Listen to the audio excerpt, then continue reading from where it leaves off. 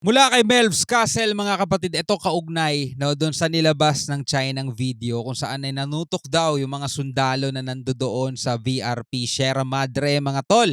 So pag-usapan ulit natin to at panoorin natin to mula kay Melvs Castle. Kung napanood nyo na yung balitang yon sa mga legit na ano no, sa news agency mga kapatid no, na, hindi lang basta sa vlogger, sa mga vlogger na nagbibigay reaction dito. Kung napanood nyo na yan sa News 5, di ba, naglabas ang China ng photo and video.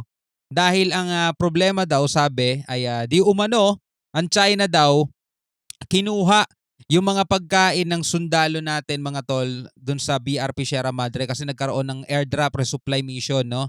So kinuha daw ng China Coast Guard yung mga pagkain ng mga sundalo doon at itinapon daw sa dagat, mga tol. So sino ba namang hindi mababad trip nun, di ba?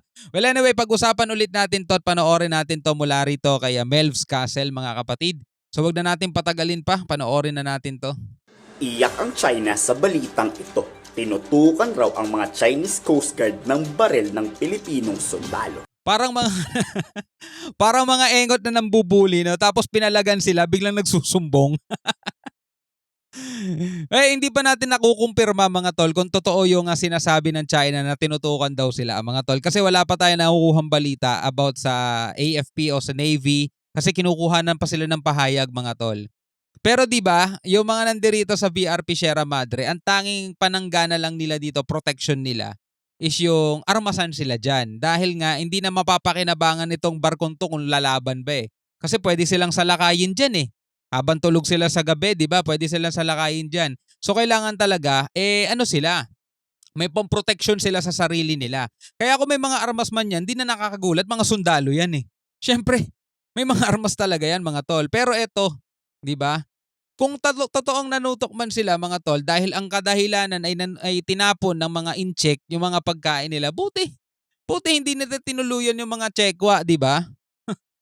Sa video footage na inilabas ng China, kitang-kita na lumapit ang China Coast Guard sa BRP Sierra Madre. O kita nyo, lalapit pa kayo dyan. Siyempre, threat na kayo dyan. O, ba't kayo lalapit dyan? Lumapit pala kayong mga Chinese May karapatan talaga ang Pilipinas na depensahan ang sarili nito. Diba? Kung di ba naman mga gunggong, lumapit pala kayo eh. Bakit nyo lalapitan yan? Diba? Natural naka-ready ang mga sundalo yan eh. Kung di ba naman may mga sayad sa utak ng mga to. Lalo na kung nakakaramdam ng panganib mula sa kalabang Chinese. Illegal kayong lumapit. Dapat lang talagang tutukan kayo ng mga baril. Talagang di napapabuli ang Pilipinas. Unti-unti na tayong lumalaban. Kaya pinuri si Pangulong Bongbong Marcos sa pagpapamuka sa China ng totoo. Napakatalino raw ni PBBM sa mga binitawang salita. Ni-real talk ang China na may ebidensyang kasama. Real talk talaga, sunog, tostado sila eh. Natangat tuloy ang lahat ng Chinese general doon. He answered it in a way that it is diplomatic and at the same time very truthful for the cause of the Philippines. It is a global issue and it's not only about China and the claimant countries. So, napakalaking pronouncement itong ginawa ng ating presidente. Dapat no, dito sa harap ng maraming bansa, dinadala ang katapangan. Hindi no sa harap ng Philippine media at sa harap ng mga small-time addict. Alam nyo dati, pabor na pabor ako dun eh sa mga drug war na ganyan mga tol.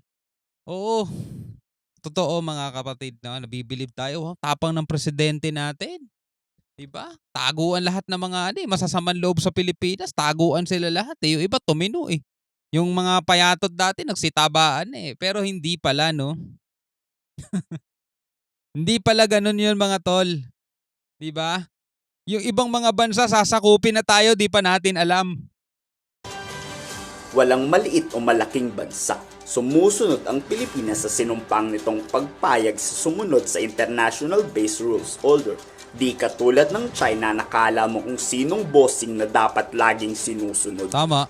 Ang sinasabi ni Presidente, kay malaki yung bansa nyo, kay maliit kaming bansa, by operation of international law, patas lang tayo. Tama. Wala kang hahanaping butas, sinabi ni PBBM. Di masyadong mainit ang binitawang salita pero talagang didiin sa damdamin ng bawat Chinese bully sa West Philippine Sea. Lalo na kung guilty kang nambubulas ka talaga, wala. Talaga sunog ka rito, mga tol.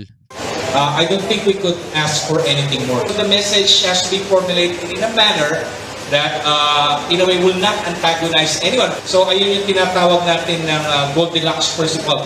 Not too hot, not too cold. Napakaganda raw pakinggan. Ano kaya masasabi rito ng mga anti-Marcos, no? Lalo na ng mga pro-China. Nako po, iyak na naman sila dito. Naghahanap sila ng butas niyan, mga tol. Malamang, naghahanap sila na maibabato nila na masasabi na naman nila. O baka sabihin nyo, pasyal-pasyal parang ilang araw lang hata si Marcos doon pagkatapos ng speech niya, umuwi na agad siya ng Pilipinas. Main vision ni Pangulong Bongbong Marcos ang kapayapaan sa pagtaguyod ng free open Indo-Pacific region. Pero di isinantabi nito na handa tayong makipaglaban kung mamaliitin lang tayo ng China. Yeah.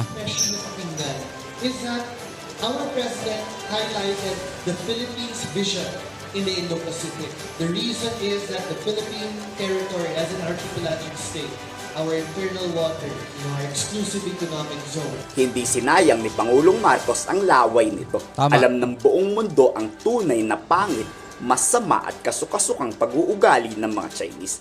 Kahit tayo rito sa Pilipinas, mga tol, alam natin. 'Di ba? Unang-una, mga tol, lagi naman nating nililinaw yan na matagal na nating kasama itong China. Dito sa ating bansa, panahon pa ng mga Kastila, andirito na sila eh. 'Di ba? Iba dito na tumira, nagkaroon na ng pamilya rito. At saka kung titignan mo, ang daming investor, ang daming mga negosyo rito na Chinese ang may-ari. Totoo, nakatulong naman talaga sa ekonomiya ng Pilipinas. SM, mga tol. Isa yan sa mga pinakamatatagal na rito, 'di ba? Shangri-La, ano pa ba? Shangri-La tuloy. Ano ba yung pag-aari ni Robinson, yun, Robinson pala. Robinson, 'di ba? Ni Gokong Wei. Ang dami, mga tol, Lusutan.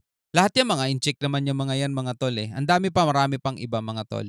At hindi natin sila inaano rito kasi totoo naman talaga nakakatulong sila. Etong komunistang bansa lang talaga, yung China mismo. Okay? Hindi yung mga personality na nandirito na sa Pilipinas. Actually, yung mga nandirito na sa Pilipinas, dugong Pinoy na sila eh. Gusto nila yung Pilipinas eh. Mahal na nila yung Pilipinas eh. Etong mga Chekwa lang talaga na nandoon sa China, yung gobyerno nila ngayon sa pamumuno ni Xi Jinping, eto yung ganid eh. Yan talaga yung yan talaga yung balahura eh, no? So, tuloy natin. Kahit sinong Pangulo ng Pilipinas hindi nabigyang makapagsalita sa gantong klaseng pagtitibot, maliban na lang kay PBBM. This is a term that President Marcos have mentioned several times, geopolitics. When of course you have geopolitical dynamics being generated by of course China's expansive claim in the South China Sea, which began around 2012, when of course China took control of Scarborough Shoal. So the late President Benigno Aquino III did not have that opportunity. Then of course the former president who simply appeased China could not be given that opportunity. We have a president here who started with a very dynamic effort to find the balance between China and the United States, but now has basically taken an active stance in asserting our, of course, maritime interests in the South China Sea, being, of course, a very important player in Indo-Pacific geopolitics, and, of course, adopting a grand strategy for the Philippines in the 21st century, making that speech in the Shangri-La Dialogue. We have to credit the Philippines for his geopolitical insights and ability, of course, to ensure that the Philippines will play a very active role in the Indo-Pacific region. Magaling. Kayo, pabor ba kayo? Magaling, di ba? Ang galing ng strategy, mga tol, ni PBBM. Talaga makikita mo, oo nga, tama nga, naging presidente siya, mga tol. Nagagampanan niya ng maayos yung kanyang tungkulin, mga tol. Sa kabila ng napakaraming paninira, mga pagtawag sa kanyang bangag, mga ganyan mga bagay. Di ba? Tignan mo na lang, mga tol, yung ginagawa ng China dito sa West Philippine Sea. Ito, nirereklamo ng China, tinutukan daw sila. Mga batang nagsusumbong. Lalapit-lapit kayo dyan eh. Tapos may ibang balita pa, tinapon daw nila yung mga pagkain. Di ba? Anyway, ikaw bilang isang Pilipino, ano masasabi mo dyan? Comment ka na lang sa ibaba, mga tol. Maraming salamat sa panonood. Hanggang sa muli, ako nga pala si Shobaldi. Peace out.